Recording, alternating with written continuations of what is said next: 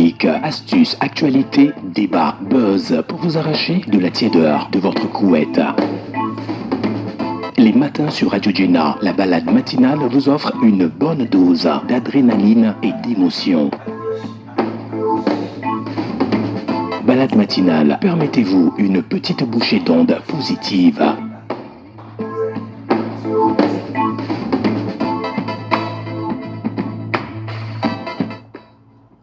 Et voilà l'astuce chocolat de Juanita Blavottry. J'espère que vous allez prendre vos morceaux de chocolat. On n'a pas dit de terminer le paquet de chocolat par jour, non. Vous prenez juste quelques carreaux, 2 ou 3, et c'est bon pour votre petit déjeuner. Maintenant, pour les enfants, vous pouvez faire du chocolat chaud, une petite tasse pour l'enfant, et puis c'est bon. Maintenant, pour les grands, le chocolat noir est beaucoup plus conseillé. Alors, Diane Cuviaco, bonjour. Bonjour Église. Vous allez bien? Très bien. D'accord. Et bonjour à tous nos auditeurs. Alors, vous avez pris du chocolat aujourd'hui Pas aujourd'hui, en tout cas, mais hier, oui, j'en ai pris du bon chocolat chaud. Et j'avoue que ça fait du bien. Oui, alors ça se sent sur le visage ce matin. Merci. Méchac Niaro, bonjour. Bonjour. Bonjour Adiane, bonjour Edith, bonjour. Voilà, c'est notre. Comment elle s'appelle déjà? Ça me peut dire qu'elle est caviar, quelque chose comme ça. Oui, c'est la caviar de Gina. Mais Il ne faut pas dire caviar, parce que actuellement c'est chaud sur moi. Les gens ont pensé que j'ai l'argent. Je ne suis pas caviar. Aujourd'hui, tu déclines Non, je suis le pas chapeau. Oui, je ne suis pas caviar aujourd'hui. Donc, ça veut dire que. Il y a des jours où tu es caviar. Oui, il y a des jours. Vaisseau, Oui, surtout le week-end, je suis maman à caviar, maman champagne. Ça veut dire qu'on a besoin de comprendre ta psychologie, hein, parce que cette histoire de changement de mentalité tout le temps, c'est difficile. Alors, on est avec également un psychologue, Désiré Adjama. Il est psychologue et il est spécialiste dans le domaine, on va le découvrir tout à l'heure. Bonjour Désiré. Bonjour Tata, comment vous allez? Ça va bien, c'est Vige. Alors, quand Vige. on dit Désiré Adjama, qu'est-ce qui doit nous venir en tête comme personnalité? Les enfants. Ah, les enfants. Les enfants. D'accord, donc votre spécialité c'est l'accompagnement des enfants? Des jeunes. Et des jeunes. Qu'est-ce que vous faites réellement par rapport à ces enfants et jeunes? Les enfants, ça me préoccupe tellement, les jeunes. Aujourd'hui, en voyant le monde, nous sommes confrontés à un défi. Comment relever le monde de demain? Comment donner sens au monde de demain? Alors nous, on a choisi de mettre notre psychologie dans les enfants et les jeunes. Et de travailler avec eux. Travailler avec eux, les aider pour devenir des hommes matures. D'accord. Bien formés. Est-ce que, on sait que la lutte continue, ce n'est pas encore fini. Est-ce que à ce jour, on va dire que vous êtes satisfait de ce que vous faites déjà pour ces enfants? Je vais soupirer, puisque c'est un grand champ à débroussailler encore. Il y a encore du travail. Mais je peux dire que j'ai des résultats quand même. Et ces résultats, c'est satisfaisant. D'accord. Alors aujourd'hui, on va parler, depuis lundi, on a commencé par parler du mensonge, de l'impact du mensonge sur l'enfant. On va revenir beaucoup plus sur l'impact psychosocial du mensonge sur l'enfant. Alors quand on dit impact psychosocial, d'abord, qu'est-ce qu'on doit comprendre par là avant de l'appliquer au mensonge? Alors, quand on dit l'impact psychosocial, dans le mot, on a psychologie et on a le social. D'accord. C'est les deux mots. Alors, psychologiquement, qu'est-ce que le mensonge fait? Ou bien, quand on veut décrire l'enfant dans sa psychologie, quel est le rôle du mensonge dans sa vie?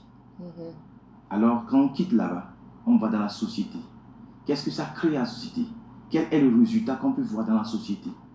Alors, impact psycho et social. L'impact psychologique sur l'enfant et l'impact que ça va créer dans la société.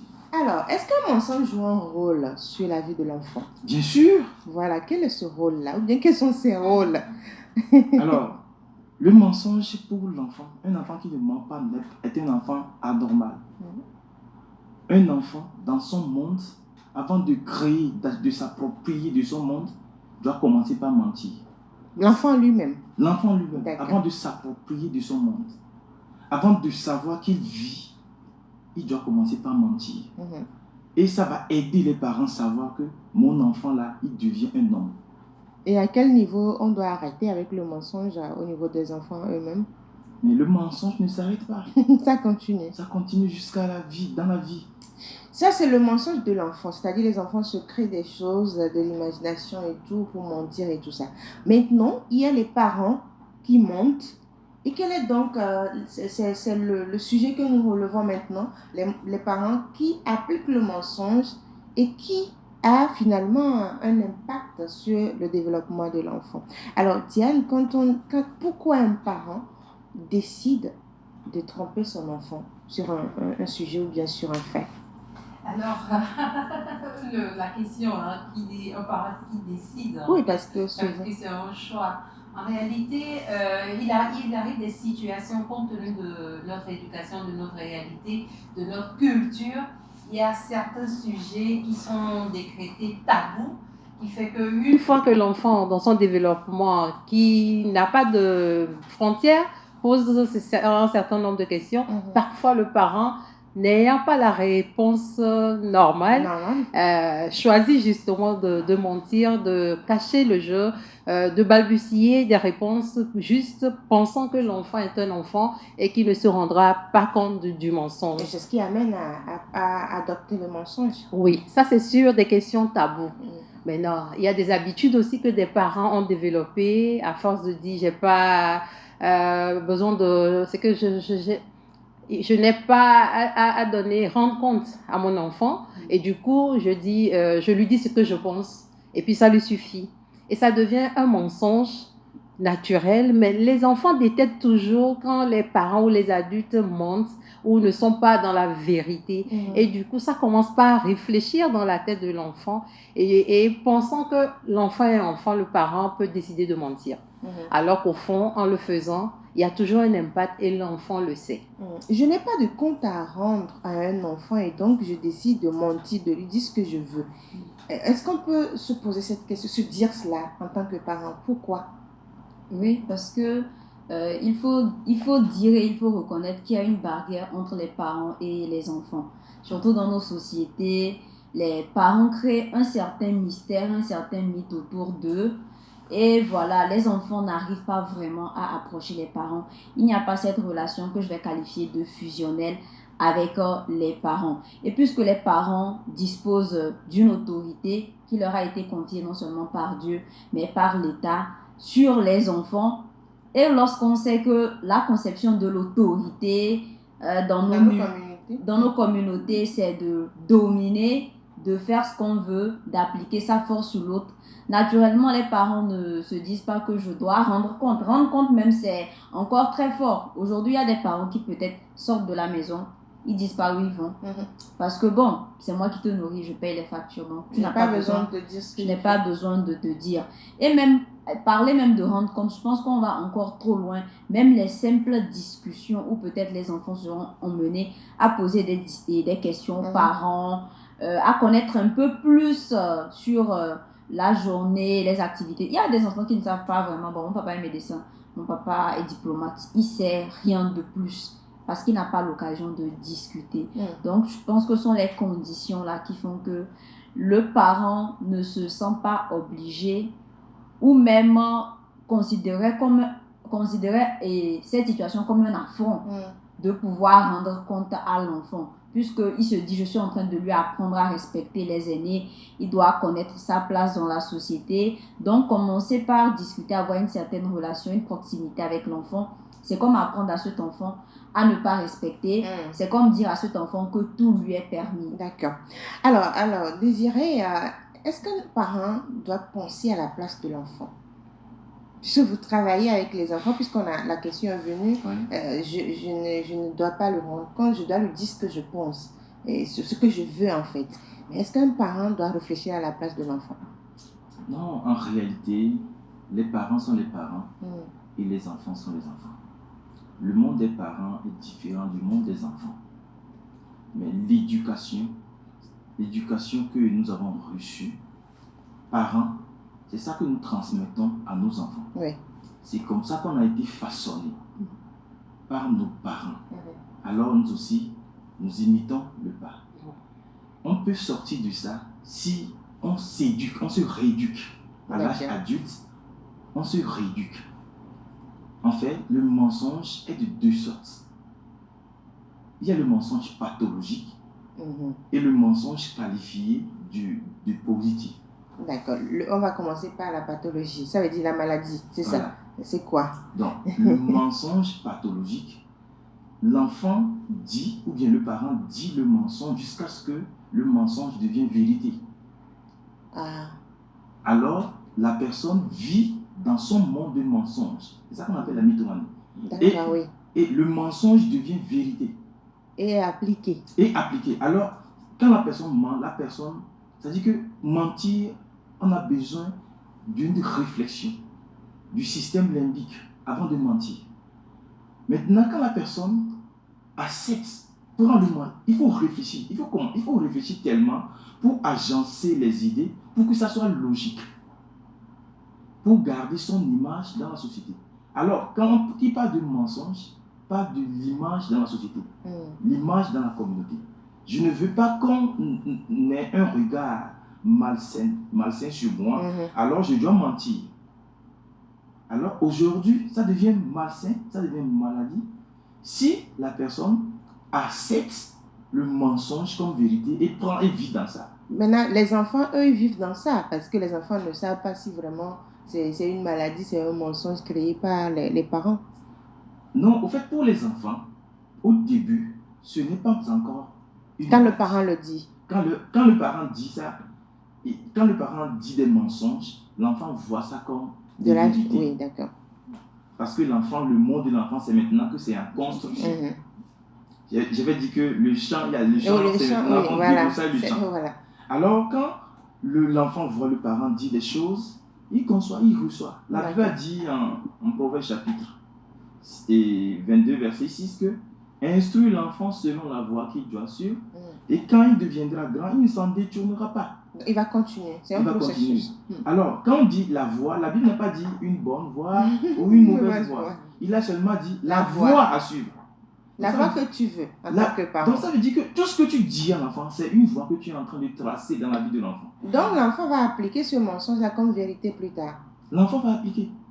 L'enfant ne sait pas encore. Lorsqu'il sera confronté à des jugements dans le monde, il va commencer par faire le choix. Ah, donc ça veut dire que mon papa avait menti sur ce sujet. Et c'est pourquoi les enfants parfois tombent dans des choses et ils regrettent après. Parce que ils ne savaient pas, ils n'ont pas pu faire la différence. D'accord. Et l'autre mensonge?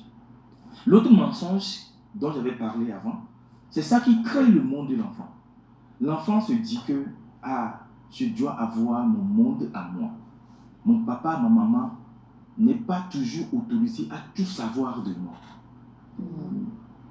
L'enfant se crée son propre monde.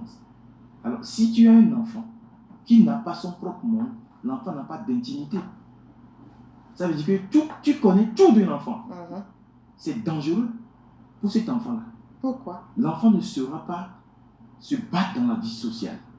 Il est toujours accroché aux parents. L'enfant va vivre une relation vraiment, ma soeur avait dit, une relation symbiotique.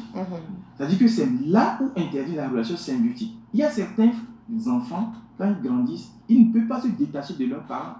C'est difficile de se détacher de leurs parents. Parce qu'ils ont vécu des relations symbiotiques avec leurs parents, jusqu'au point où ils ne peuvent jamais prendre des décisions tout seuls. Ils doivent toujours consulter les parents. Alors, le mensonge, dès le départ, il y a trois types de mensonges. Le mensonge primaire, secondaire et tertiaire. Tertiaire, ça arrive à l'âge de la raison, qui est 6 à 7 ans. Le mensonge tertiaire, l'enfant va raisonner plus. Un enfant qui est au CE1, au CE2, commence pas à raisonner plus. Il commence pas à apprendre les leçons. Alors, l'enfant là qui ne fait pas ça, qui ne traverse pas ce monde-là, qui n'a pas parcouru cette distance, l'enfant là n'aura pas un très bon développement. D'accord.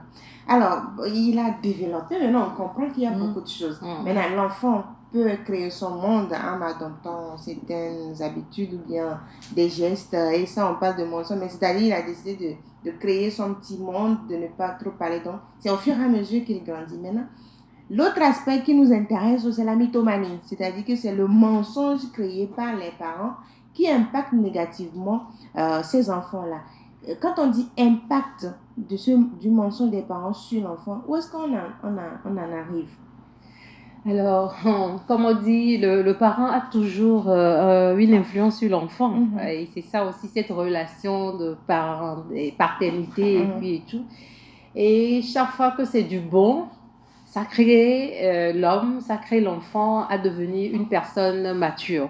Mais quand ça agit négativement sur l'enfant, ça porte atteinte à son estime de soi, à sa valeur dans la société, parce que l'enfant n'arrive pas à avoir une image saine de lui-même. Il ne saura pas se positionner dans son environnement déjà d'enfant.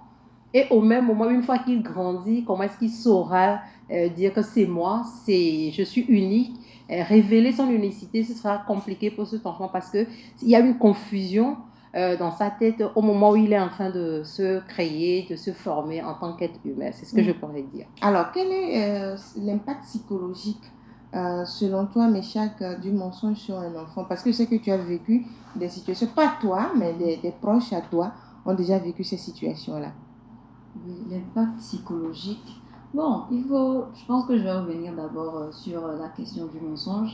Il faut dire que parfois, les parents mentent juste pour se débarrasser des enfants, puisque l'enfant peut-être passe son temps à harceler le parent, à insister sur un nombre de questions, et que le parent, bon, puisqu'il est fatigué, il est épuisé par le harcèlement de l'enfant, bon, on lui donne la première réponse qu'il vient pour le satisfaire et il part. Et comme Diana a eu à le dire, parfois sur des sujets tabous, les parents, je ne vais pas dire qu'ils mentent, mais ils ne savent pas comment transmettre l'information, puisque eux-mêmes, ils n'avaient pas imaginé que l'enfant pouvait poser ce genre de questions. Quand on retourne par exemple sur l'éducation, comme il a su le dire, l'éducation est la transmission de ce que nos ascendants ont reçu de leurs ascendants. Donc, c'est-à-dire que tant que le parent, peut-être dans son éducation, n'a pas reçu, il n'a pas posé un certain nombre de questions, on ne l'a pas informé, on ne l'a pas formé sur des sujets, comment aborder tel sujet avec l'enfant, comment lui dire, il va être très compliqué pour le parent aussi de donner et de transmettre. C'est comme par exemple quand un enfant de 4-5 ans, c'est arrivé plusieurs fois, moi j'ai vu, qui demande comment je suis née, comment tu as rencontré papa, comment on fait pour tomber enceinte et tout. Le papa ou la maman sur le coup ne sait pas quelle réponse donner. On dit voilà, j'ai planté une graine dans le ventre, ça a poussé, c'est comme un arbre. Comme un arbre, voilà, j'ai donné la dent à la petite souris, c'est pour ça que maintenant j'ai un coffre-fort rempli d'argent et tout. Donc c'est ça, sur des sujets assez tabous, c'est un peu compliqué. Maintenant, il faut voir la maturité de l'enfant. Il y a des mensonges, comme par exemple ces petits mensonges-là, pour quand l'enfant te dérange un peu, maman, je veux aller faire ceci. Pour des bonbons, les pour trucs, des sorties. Des sorties. Quand l'enfant va grandir, il va se rendre compte que non, en réalité, c'est parce qu'on voulait se débarrasser de moi, que voilà, on m'a dit ça. Mais il y a des vérités, il y a certaines choses qu'il ne faut pas. Il ne faut pas mentir sur certains sujets parce que ça forge la personnalité de l'enfant. Ce que tu lui transmets, si par exemple tu lui dis ne porte pas les habits blancs ou bien ne porte pas les habits noirs parce que ça attire le malheur, dans la tête de l'enfant, il va associer tout ce qui est noir à la négativité, à tout ce qui est mauvais. Ce qui fait que ça commence par forger sa personnalité. Et donc cet enfant-là, quand tu es en train de lui dire un certain nombre de mensonges, c'est grave. Je vais prendre aussi l'exemple. Par exemple, tu dis, peut-être tu as eu de mauvaises expériences par le passé avec les hommes, tu es peut-être une mère célibataire. Et là, tu dis à ton enfant en grandissant, ta fille, elle est petite, fais attention, méfie-toi des hommes, ils sont mauvais, ils vont profiter de toi, ils ne sont jamais là pour faire du sérieux, concentre-toi sur tes études, quand tu auras ton diplôme, tu auras ton argent, après tu pourras faire ce que tu veux. Il y a beaucoup de filles à qui on dit ça et qui grandissent comme ça. Donc, dès qu'elles voient une figure masculine, elles se disent, c'est un mauvais, c'est un méchant, il vient dans ma vie pour me faire du mal. Et l'enfant grandit avec. Et l'enfant ne va pas vouloir s'entourer de cette présence masculine-là. Et ça détruit l'enfant. Et souvent, ce genre d'enfants à qui on envoie ce genre d'informations, lorsque après l'information est démentie, ça crée un problème de crédibilité Et par rapport aux c'est parents. difficile à l'enfant de se retrouver aussi et ça crée un creuset entre les parents et les enfants. Oui, ça crée un creuset entre les parents et les enfants et c'est très compliqué. Il faut éviter. Il y a certains mensonges qui font perdre la crédibilité. Il y a des enfants aujourd'hui, peut-être on leur a caché l'existence de leur père. On a dit ton papa est mort. Or, peut-être le papa était de l'autre côté de la ville où le papa n'était même pas au courant de l'existence de l'enfant. L'enfant a grandi en se disant qu'il n'allait jamais connaître l'amour paternel, a souffert et après vient découvrir que c'est peut-être parce que les parents ont eu des problèmes entre eux qu'on a refusé de lui dire que le parent était en vie. Le parent perd la crédibilité. Alors, quels sont les sujets à ne pas, ou bien à aborder avec les enfants, ou bien à ne pas adopter, ou on ne doit pas adopter, par exemple, le mensonge? Bon, c'est Diane. Edwige. Edwige, ok. Il y a Diane et Méchac, voilà. Diane, Méchac, merci. Donc, aujourd'hui, je peux dire avec nos enfants, il faudrait que les parents sachent que ces enfants-là sont en formation, sont en construction. Et que chaque fois que l'enfant va demander quelque chose, le parent n'a qu'à expliquer avec les mots simples. D'accord. Je connais un enfant qui fréquente l'école à Canciel. Il a 4 ans. Il a vu les chiens et ils font le coït. Oui. Et quand il est rentré, il a demandé à maman, maman, c'est quoi ça? Maman a dit, faut pas regarder ça. C'est pas bon pour un enfant. Au lieu d'expliquer Au lieu d'expliquer, il n'a pas expliqué. Quand l'enfant est allé à l'école, l'enfant a parlé avec ses amis. Ah, je sais, c'est ça qu'on appelle sexualité. Et quand il est rentré, il a dit à maman, maman, je sais, ce que tu as refusé de me dire là, je sais maintenant. Maman dit quoi? Il était en train de faire du sexe. Elle était choquée. Elle était choquée. Ça veut dire que elle pourrait dire cette vérité à l'enfant d'une autre manière pour que l'enfant ne soit pas frustré, pour que l'enfant ne soit pas confronté. Pas chercher d'autres informations ailleurs. Mais il ne l'a pas dit. Je connais un autre gars qui a grandi, il a fait pratiquement 4 fois ou 5 fois la prison. Et j'étais au cabinet, quand on m'avait approché, on discutait du problème. Ses enfants cherchaient à savoir ce qui n'allait pas. Avec le papa. Alors on a essayé de décortiquer un peu, diagnostiquer, et puis on est arrivé que le papa, il souffre de la mythomanie. Ah oui. Depuis son enfance. Et il doit être traité. Il doit être traité. Mais toute la famille l'a rejeté. Parce qu'on ne sait pas de quoi il souffrait. C'est tout le temps il retourne à la prison. Tout le temps il retourne à la prison. Et les gens qui l'entourent, eux aussi sont au courant qu'il est malade. Donc, il suffit de venir lui dire que, tu sais, hier je t'avais donné 200 000 pour acheter du ciment. Mais tu l'as pris, hein? D'accord? Alors, c'est un mensonge que lui accepte comme une vérité. Wow. Alors, quand on est en train de faire des enquêtes, et puis on vient, on dit, tu as pris 200 000 ou pas? Il dit, oui, j'ai pris. Tu as signé ou pas? Il dit, oui, j'ai signé. Alors, on peut forger des signatures. Et il se retrouve encore en prison. Alors, aujourd'hui, le mensonge qui est pathologique, c'est très grave. Il faut l'éviter. Il faut l'éviter. Si aujourd'hui quelqu'un est là et il sait que lui-même il souffre de ça, il n'a qu'à consulter. Sinon, tu peux mourir avec ça. D'accord. Maintenant, sur la question du mensonge sur les enfants, on a parlé, vous avez parlé tout à l'heure du fait que l'enfant posait la question sur la sexualité. Ce sont des sujets qui ne sont pas abordés. Le parent n'a pas répondu, le parent a menti, et puis après, il y a l'impact. Maintenant, il y a aussi la relation entre les parents. C'est-à-dire, peut-être les parents étaient en couple, après, le couple n'est plus là. Il y a ce mensonge qui est créé autour. Est-ce que c'est bon de mentir sur ce qui se passe dans la vie de l'enfant? Ça, quand on dit la vie de l'enfant, c'est que c'est la vie des parents et tout ça. Est-ce que c'est bon, monsieur le psychologue? Bon, par rapport à ça, c'est un peu difficile, la conception du couple dans notre communauté. Il faudrait que les jeunes qui s'aventurent aujourd'hui dans cette question du couple fassent très attention. Parce que le couple formé, c'est à vie. Et aujourd'hui, quand tu vas en prison, la plupart des prisonniers sont des enfants qui sont issus des familles monoparentales. Il y a un manque. Il y a un manque. Ou des enfants orphelins. La plupart, je dis bien la plupart. Et aujourd'hui, je sais que le Togo a fait des recherches par rapport à ça. Alors, qu'est-ce qui provoque ça?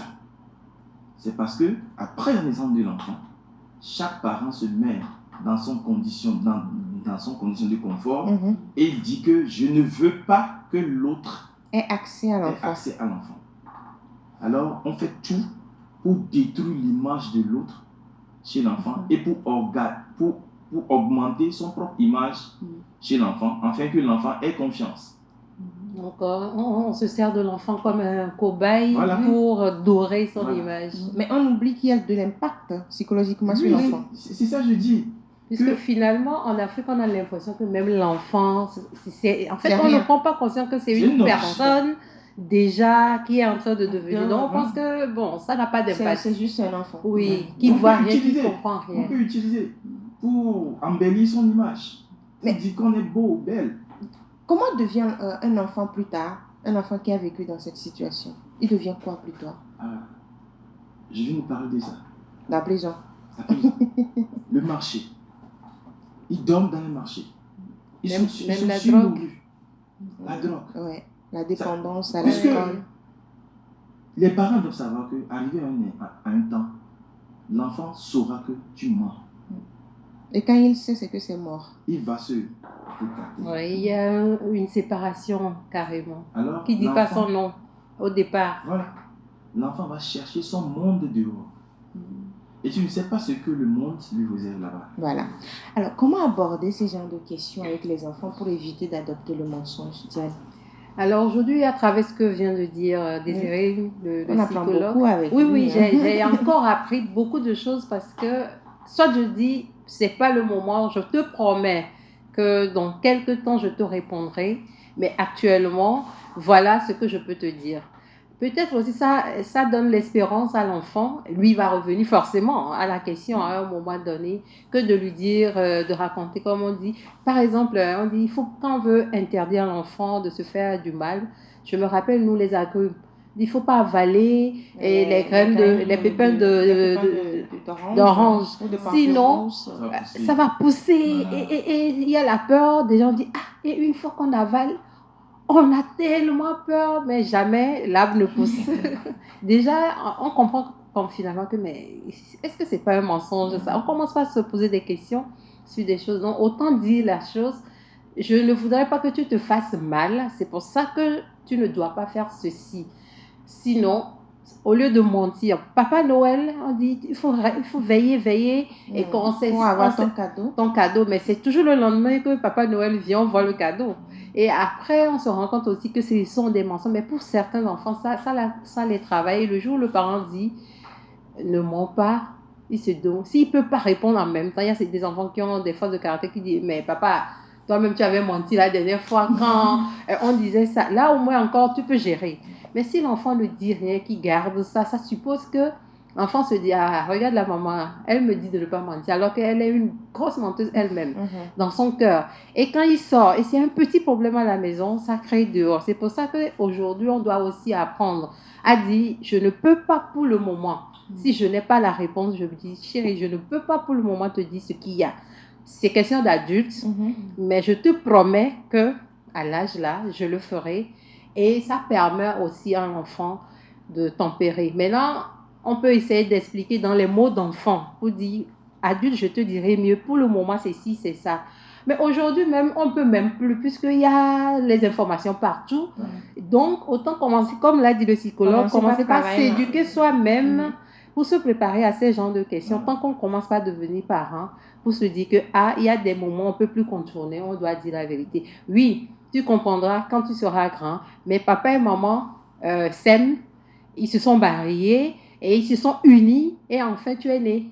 Là, il va entendre, mais il aura une réponse qu'il ira plus chercher peut-être à comprendre au-delà. Comment on aborde ces genres de questions avec les enfants pour éviter d'adopter le mensonge? Simple. Ça dit qu'un enfant qui te pose une question, en tant que parent, il ne faut pas contourner. Puisque quand tu ne lui dis pas, le monde va l'éduquer. Aujourd'hui, l'information est à bout du doigt. Et puis, il y a les parents aussi, les autres parents, les cousins, les cousines et tout. L'enfant qui cherche une information, il va la trouver. Il va à l'école, il va la trouver. Il va sur la rue, il va la trouver. Il va chez ses tantes. Il va chez ses tantes, ses oncles, il va le trouver. Donc, pourquoi? Mais former l'enfant, la formation de l'enfant commence par la maison. Je vous dis, chers parents, auditeurs, que si vous ne formez pas bien vos enfants, le monde va former, va façonner vos enfants. Et vous n'allez pas les reconnaître. Et vous n'allez jamais pouvoir les récupérer. Le mensonge que le monde va donner à l'enfant. Aujourd'hui, la télévision, même, c'est du mensonge. Il y a tellement de fake dans le monde. Avec les réseaux sociaux. Il y a tellement de fake dans le monde qu'aujourd'hui, tout est embrouillé dans la tête de nos enfants. Déjà à l'âge de 3 ans, 4 ans, 5 ans, tout est embrouillé. Alors, il faudrait que nous, en tant que parents, disons toujours ce qui est bon, ce qui est vrai, dans les mots simples. Il ne faut pas polémiquer. Il ne faut pas dire que non, il faudrait que non. Dis ça simplement. Pourquoi papa n'est plus à la maison avec nous? C'est parce que papa ne veut plus de maman. Ou bien c'est parce que moi, maman, je ne veux plus de papa. Mais papa t'aime. Il viendra t'emmener au parc. Ça n'a rien à voir avec toi. Ça n'a rien à voir avec toi. Il y a une dame qui m'a approché à dernière fois au cabinet. Je lui disais que, mais madame, c'est comme si tu penses tout à toi. Tu négliges l'enfant. Il faut te laisser un peu et penser également à l'enfant. La situation là que vous passez maintenant, qu'est-ce que l'enfant peut ressentir en tant qu'enfant, en tant qu'être en formation? Pense un peu à l'enfant, au devenir de l'enfant, et tu verras que tu vas changer d'attitude face dans cette situation. Un parent qui dit, ou bien un enfant qui demande à sa maman, j'ai besoin d'un petit frère, et un parent qui lance, ou bien une maman qui lance le mot, je ne fabrique pas les enfants, va voir ton père, est-ce que c'est bien? Oh, vraiment, oui, vraiment, il y a du défi. Ça dit que on peut répondre à la question là autrement. Mon enfant, l'enfant, ce n'est pas nous qui faisons l'enfant, mais c'est Dieu qui fait l'enfant à travers nous. On veut bien te donner un petit frère, donc on espère. On espère. On va attendre la volonté de Dieu. Alors, l'enfant commence par avoir la conception de Dieu. Voilà. Dieu, c'est Dieu qui fait. Et il va prier que Dieu donne un petit frère. Et la maman même sera abasourdie un jour. Elle va dire, qu'est-ce qui s'est passé à moi?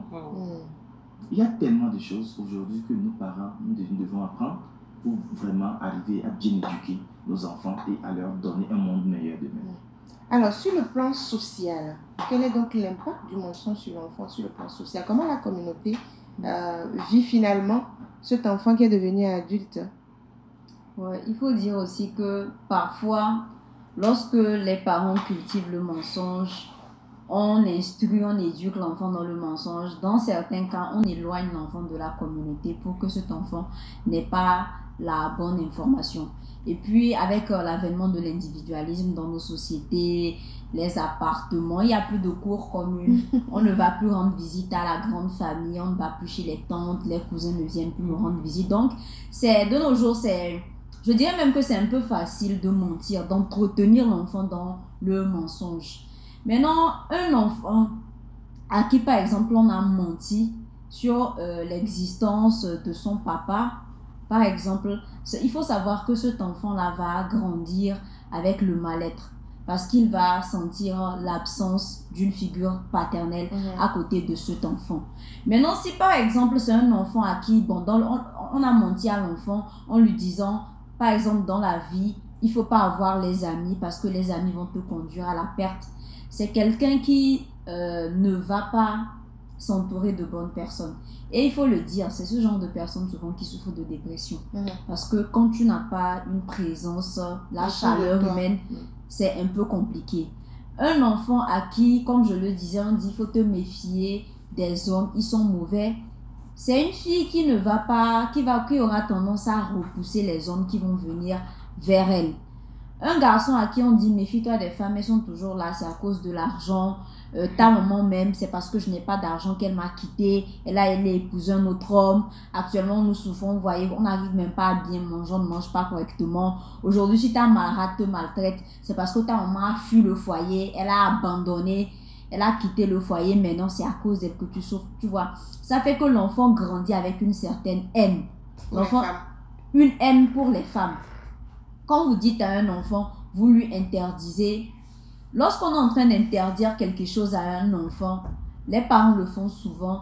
Il faut éviter de diaboliser la chose qu'on interdit. Il faut s'assurer vraiment que, par exemple, on dit ne va pas vers le feu. C'est vrai, si tu vas, ça va te brûler. Mais évitez de diaboliser les choses, comment dire ça, que vous interdisez aux enfants. Souvent, quand les enfants sont en train de grandir au moment de l'adolescence, on dit il faut éviter le sexe et tout ça, parce que c'est pas bien et tout. Il faut bien expliquer. Parce que le vrai problème, c'est que l'enfant vous écoute, il accepte l'information que vous lui donnez parce que l'enfant a confiance en vous. Et l'enfant se dit que si vous êtes cette personne... Vous êtes la bonne personne à lui donner l'information. Oui, vous êtes la bonne personne. Si vous prenez soin d'elle, vous vous occupez d'elle et de lui, de l'enfant, et qu'aujourd'hui vous lui donnez l'information, c'est parce que l'information est juste. Le jour où l'enfant va tomber sur une personne qui va lui donner les vraies informations et qu'elle va commencer par faire confiance à cette personne peut abuser de cette confiance-là. Et vous perdez votre enfant. Et vous perdez votre enfant. Donc, il est important que les parents sachent quel genre. Et quand on parlait de quel genre d'informations qu'il faut donner, l'un des problèmes aussi, c'est que non seulement on considère les enfants trop comme des enfants, mais on n'élève pas les enfants comme des grandes personnes. Les enfants de 2-3 ans, quand on veut leur parler, comment on leur parle? C'est avec les O, les A, on rit et tout. Vous n'apprenez pas à votre enfant à grandir. Il y a des enfants de 4 ans, 5 ans que je connais qui raisonnent, avec qui tu peux avoir une discussion, avec qui tu peux parler. Pourquoi? Parce qu'à la maison, on leur a appris ça. La maturité, on devient mature par rapport à l'expérience, à notre vécu, mais la façon dont aussi nous sommes élevés et éduqués. Aussi longtemps que vous allez considérer les enfants comme des enfants, ils ne vont pas grandir. Et ça ne va pas vous arranger. Déjà, quand les enfants sont petits, commencez par avoir des discussions intelligentes et intéressantes avec les enfants. Il y a des enfants qu'on voit aujourd'hui, on dit l'enfant là est éveillé, l'enfant là est très intelligent. Non, c'est parce qu'à la maison, il y a un travail qui se fait. Alors, Diane, sur la communauté, qu'est-ce qui revient après? Quand un enfant a vécu dans le mensonge jusqu'à ce qu'il ne grandisse, qu'est-ce qui revient après comme impact sur la société? Déjà, l'enfant est rejeté dans la société ou se sent rejeté à travers son comportement envers les autres, qui n'accepte pas sa façon d'être. Donc, il ne se sent pas aimé, il a ce vide en lui. Et ce vide, il réagit. Maintenant, il est adulte, il est une personne qui ne peut plus subir. Maintenant, qui réagit en faisant du mal de l'autre côté parce qu'il se dit, mais avant, j'étais enfant. Mais aujourd'hui, je ne vais plus me laisser dominer, marcher dessus. Et de toute façon, que ce soit pour l'enfant, que ce soit pour les autres, c'est un problème. Et nous voyons que depuis la maison, nous créons la guerre. S'il y a la guerre en Ukraine aujourd'hui, ce n'est pas parce que Poutine a décidé en tant que président. Tous ceux qui sont en guerre, parce qu'ils ont connu la guerre à la maison dès l'enfance, que c'est naturel pour eux de dire la voie de la raison, c'est la guerre, c'est la violence et tout. Donc, tout ce qu'on fait à la maison, sans amour, soyons convaincus qu'on l'envoie dans la communauté à long terme et à vie. Donc, on peut corriger un certain nombre de choses en commençant par nous-mêmes, parce que nous-mêmes, on a été victimes de par notre éducation.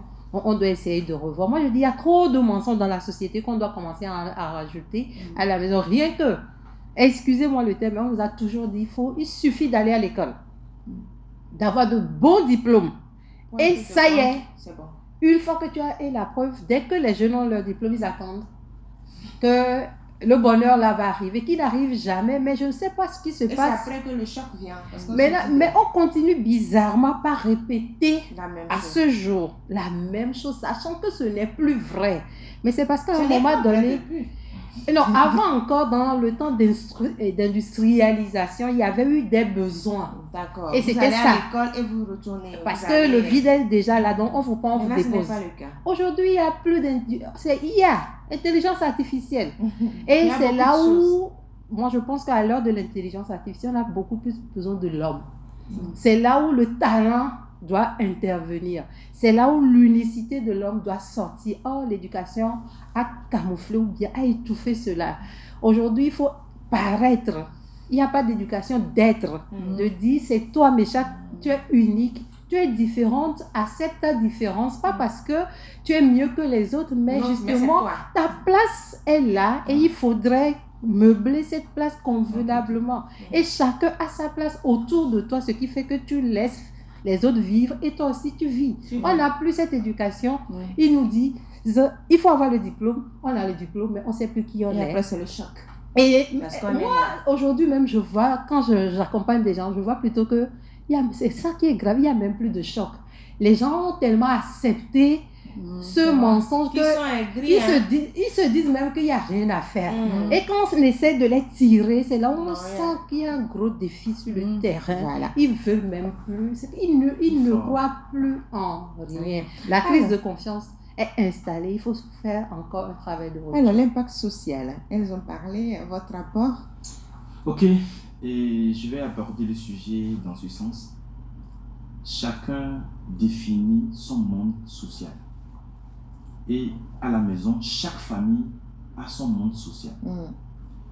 La société qualifie quelque chose d'anormalité, de normalité.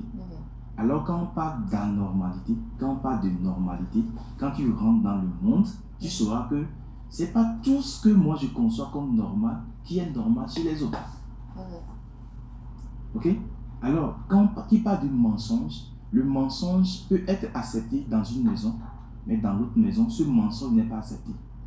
Alors, il faudrait que chaque famille, chaque parent puisse façonner son enfant par rapport à l'idéal, l'éducation idéale.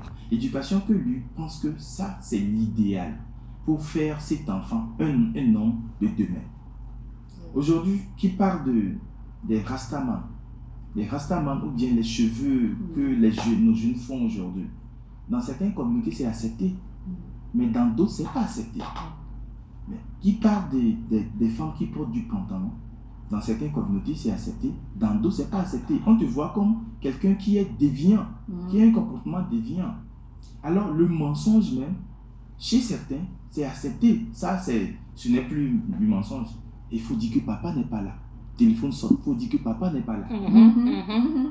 Alors que papa est là. Mais c'est papa même qui dit que papa n'est pas là. Alors qu'il y a une sonnerie. Voilà. Donc, c'est pour dire que ça, ils ont considéré là-bas comme ce n'est plus un mensonge, c'est une vérité. Alors aujourd'hui, dans la société, l'impact que ça crée dans la société, ça demande de l'approbation.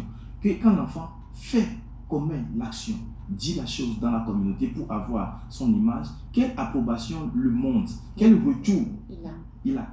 C'est le retour là qui va lui faire savoir que non, le comportement là que tu viens d'adopter, c'est pas bien, c'est déviant par rapport à la société dans laquelle tu vis.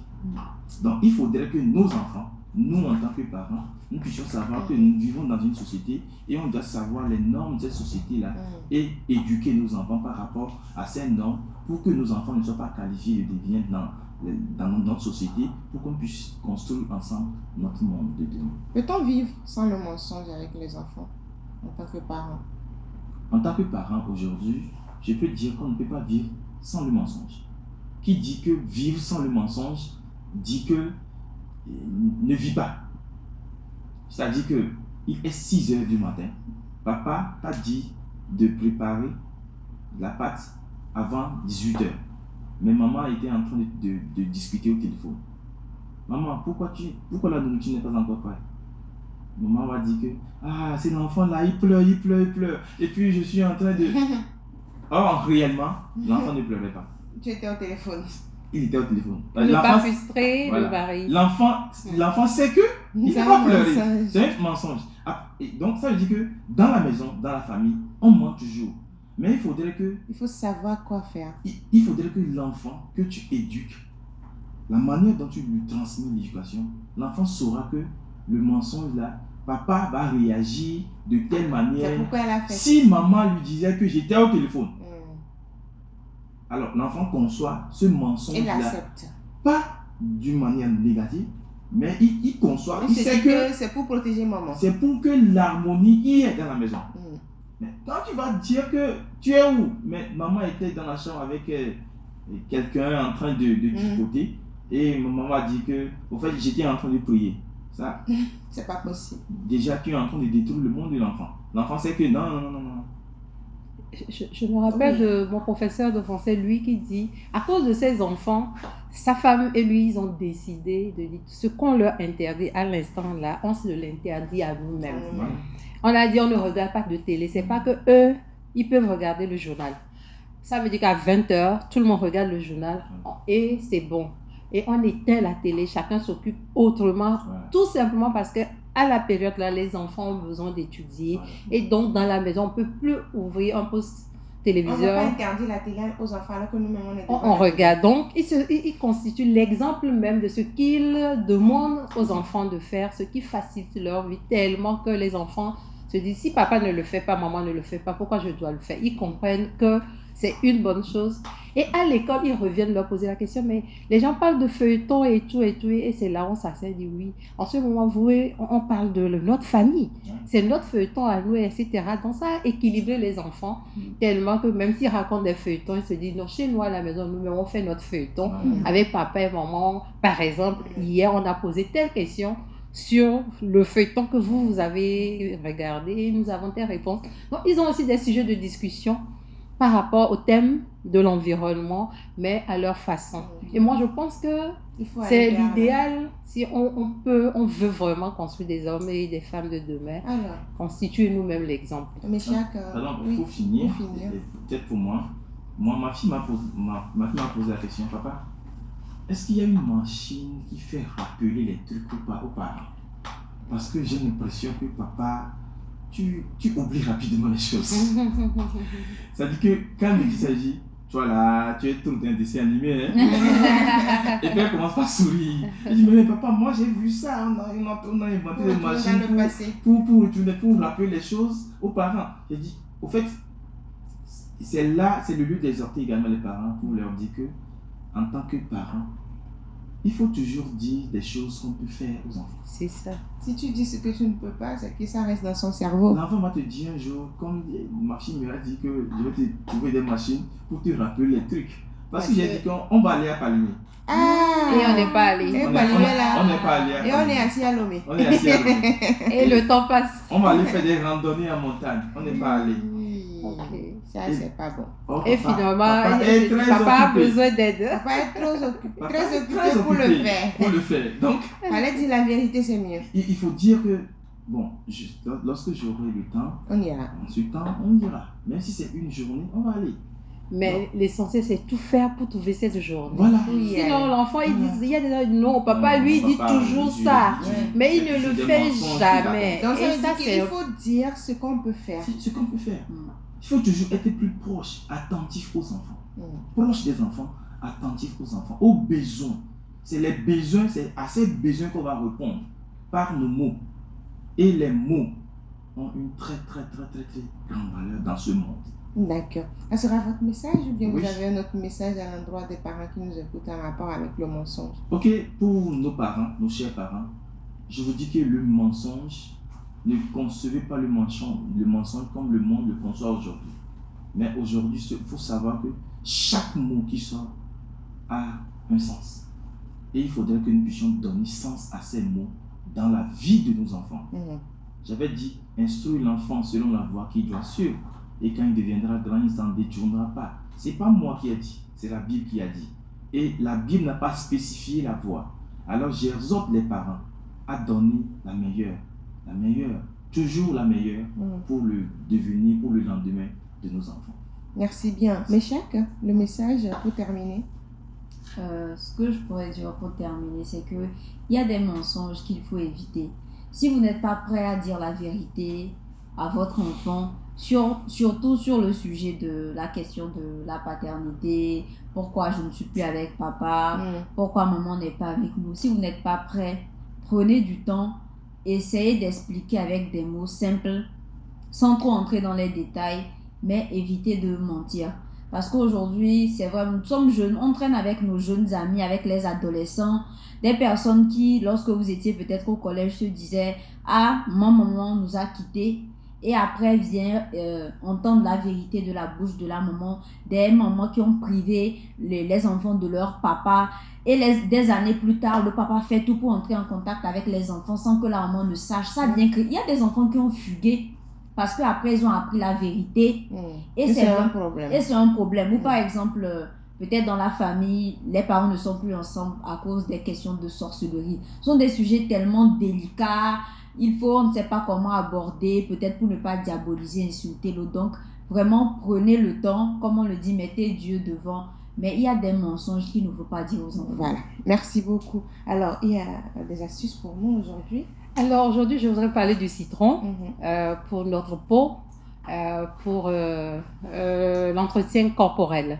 Alors, déjà, le citron, avant de se doucher, sur tout le corps, non seulement ça réduit la transpiration et puis les mauvaises odeurs, mais en plus, ça nettoie la peau en profondeur. Une fois que vous hydratez avec la crème ou de l'huile, ce que vous avez selon votre type de peau, vous avez une peau naturelle mais très éclatante. Donc, on va passer le citron.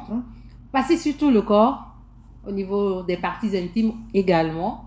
Et après quelques minutes, allez vous doucher.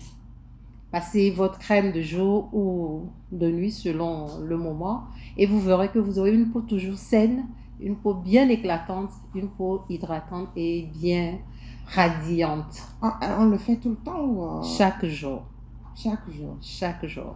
Merci Diane Kiriakwe. C'est un plaisir. On va l'appliquer tout à l'heure, demain et chaque voilà. Mais chaque numéro, merci beaucoup. Merci aussi à vous Désiré Adjama d'avoir accepté notre invitation. Je rappelle que vous êtes psychologue et vous travaillez beaucoup avec les enfants. On se donne rendez-vous vendredi pour le dernier numéro de la balade matinale. D'ici là, portez-vous bien et surtout évitez le mensonge avec les enfants. Bye bye.